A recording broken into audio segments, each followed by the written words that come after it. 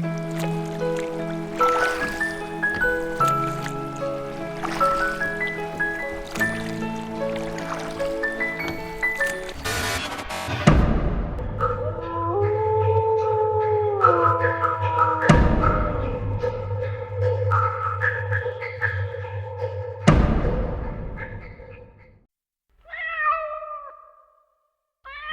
মাঝের নৌকোয় আপনাদেরকে স্বাগত। আমাদের আজকের গল্প ষষ্ঠীপদ চট্টোপাধ্যায়ের লেখা পুষ্কর। গল্প পাঠে ও বিভিন্ন চরিত্রে আমি সঞ্জয়, আবহ ও কভার ডিজাইনে বাতিকবাবু। আমাদের গল্পগুলো কেমন লাগছে জানান আমাদের, লাইক, কমেন্ট এবং শেয়ার করে। আর আপনি যদি আমাদের চ্যানেলে নতুন হয়ে থাকেন অবশ্যই সাবস্ক্রাইব করতে ভুলবেন না আমাদের চ্যানেলটিকে। তাহলে আসুন শুরু করা যাক আমাদের আজকের গল্প, ষষ্ঠীপদ চট্টোপাধ্যায়ের লেখা পুষ্কর। অনেক দিন আগেকার কথা। হাওড়া বাসতলা শ্মশানে রাত বিরেতে মরা পোড়াতে যাওয়ায় একটা রীতিমতো ভয়ের ব্যাপার ছিল। চারিদিকে ঘুটঘুট করত অন্ধকার বাসবন, আগাছার জঙ্গল। শুধু তাই নয়, নানা রকম ভৌতিক ব্যাপারও ঘটত। সেবার গ্রীষ্মের শুরুতেই হঠাৎ এই অঞ্চলে খুব মহামারী দেখা দেয়। তা এক সন্ধ্যায় মধ্য হাওড়ার রামকৃষ্ণপুরের এক ভদ্রলোক কলেরায় মারা যান। এই মরা তো সারা রাত ফেলে রাখা যায় না, তাই মৃতদেহ নিয়ে বাড়ির লোকেরা চলল শবদাহ করতে। 4 জন কেধো আর 2 জন বাড়তি, মোট 6 জন। সঙ্গে ভদ্রলোকের ভাইপোও ছিল। ভাইপোর নাম বিশু। সে ছিল খুব ডাকাবুকো। গোছগাছ করে মরা নিয়ে যেতে রাত হয়ে গেল অনেক, তা প্রায় 10টা। মরা শ্মশানে নামিয়ে অন্যান্য কাজে, মানে কাঠকুটো, নতুন কাপড়, মেটে কলসি ইত্যাদি জোগাড় করতে সবাই চলে গেল। মরা আগলে বসে রইল বিশু। সামনেই শ্মশানকালীর মন্দির। মন্দিরে একটি রেড়ির তেলের মাটির প্রদীপ জ্বলছে। দেবী মূর্তিকে দেখাচ্ছে অতি ভয়ঙ্করী। এছাড়া ঝোপঝাড় থেকে কীটপতঙ্গের ডাক, শ্মশানের নিম গাছ, বটগাছ থেকে প্যাঁচার ডাক ও শিয়াল কুকুরের চেঁচানিতে এক ভয়াবহ পরিস্থিতির উদ্ভব হয়েছে সেখানে। সে এমনই এক পরিবেশ যে বিশুর মতো সাহসী যুবকেরও বুক কেঁপে উঠতে লাগলো মাঝে মাঝে। এরই মধ্যে একবার মরি পোড়া বামুনটা এসে বলল, তুমি একা? আর কেউ নেই? বিশু বলল, আর থাকার দরকারও নেই, আমি একাই 100। এই জায়গা ভালো নয় বাবা, মাথার চুল পেকে গেছে আমার। তোমার চেয়ে অনেক আচ্ছা আচ্ছা সাহসী ছেলে আমি দেখেছি।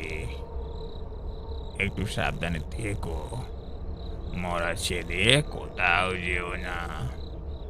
কিছু দেখলে অযথা গোয়া তুমি করো না, আর ভয় পেলে আমাকে ডেকো, আমি ওদিকে থাকি। বিশু বলল, আপনি চান্ত মশাই, আমাকে একটু একা থাকতে দিন। আমার বহু দিনের সাত ভূত দেখার। আজ যদি ভূত একটা দেখতে পাই, এই তো সে সুযোগ ছাড়ি কেন? যত সব বুজরুকি। অগত্যা বামুন ঠাকুর চলে গেলেন। বিশু মরার খাটিয়ার পাশে বসে কিছুক্ষণ পায়ের ওপর পা রেখে দোলাতে লাগলো। তারপর মনির আনন্দে শীষ দিল।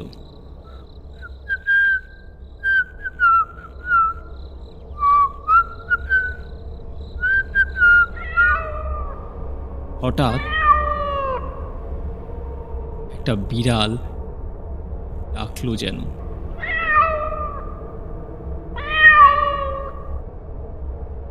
আবার ম্যাও।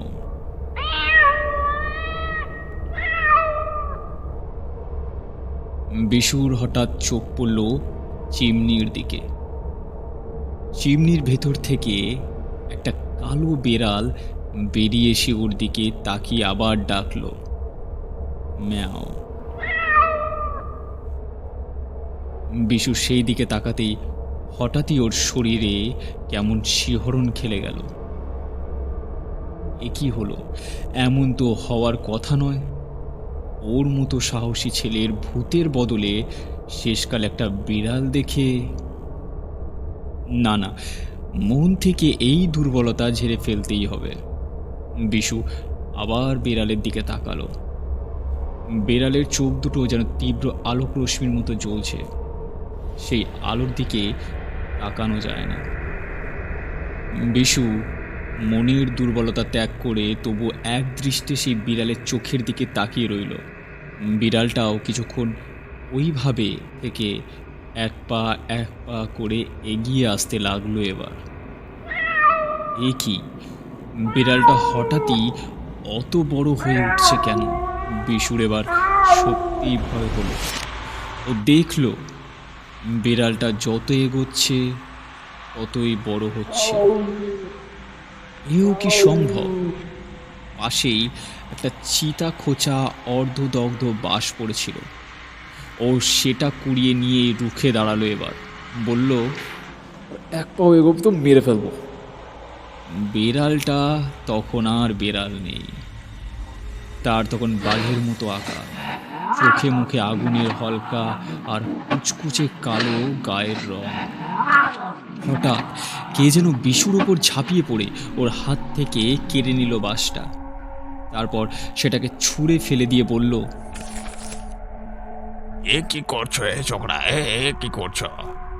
আমি জানি এরকম অঘটন একটা কিছু ঘটবে। 2 হাত জোর করে ক্ষমা চাও ওর কাছে। বলো বলো, অন্যায় হয়ে গেছে। বলে বামুন নিজেই বলতে লাগলো, তুমি ওকে ক্ষমা করো বাবা, ক্ষমা করো। ও ছেলে মানুষ, ওর অপরাধ নিও না। তুমি স্বস্থানে ফিরে যাও, তুমি স্বস্থানে ফিরে যাও। বিশু নিজেও তখন ভয়ানক ঘাবড়ে গেছে। সেও এবার হাত জোর করে বলল, আমি তোমাকে অবিশ্বাস করেছিলাম, আর তাই কি তুমি এমন রূপে আমাকে দেখা দিলে? আমি তোমার কাছে ক্ষমা চাইছি, কথা দিচ্ছি আর কখনো তোমার অস্তিত্বকে অস্বীকার করব না। অনেকক্ষণ ধরে ওদের কাতর অনুনয় বিনয়ের পর সেই বিড়ালটা যেমন এসেছিল তেমনি এক পা করে পিছু হটতে লাগলো। আর প্রতিটি পদক্ষেপ ছোট হতে হতে আবার সেই আগের চেহারায় পরিণত হলো। তারপর চিমনিটার ভেতর ঢুকে যেতেই মাথায় হাত দিয়ে ধপ করে মাটিতে বসে পড়ল বিশু। ওর গা দিয়ে তখন দরদর করে ঘাম ছুটছে। বামুন বলল, ওই বিড়ালটা বিড়াল নয়, কালো বিড়াল অপঘাতে মরলে অনেক সময় ওরা পুষ্করজনী প্রাপ্ত হয়।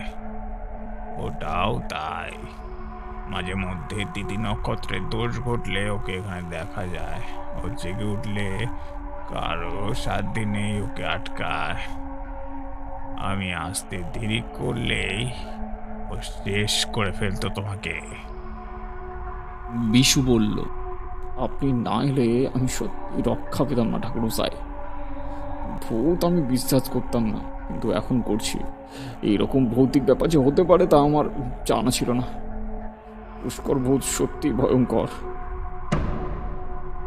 এর কিছুক্ষণ পরে সবাই এসে পড়লে দলবদ্ধ হয়ে শবদাহ করল ওরা। গঙ্গায় স্নান করে শুদ্ধ হয়ে ভোরবেলায় বাড়ি ফিরে গেল। তবে সেই থেকে বিশু আর কখনো মরা পোড়াতে যায়নি।